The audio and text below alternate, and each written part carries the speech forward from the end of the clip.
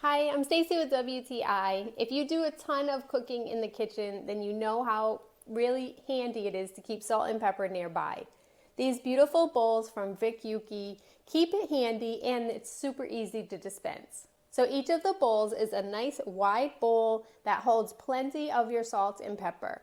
It's clearly marked on the outside with a really cute font, and they even included teeny tiny spoons that make it even funner to dispense.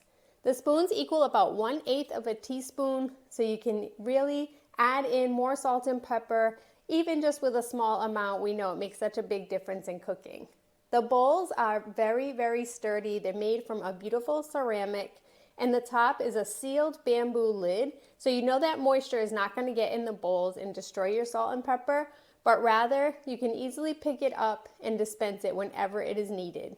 I love having this nearby. It's super handy, and the bowls are also stackable so that when you're not cooking, they look really pretty on the counter as well.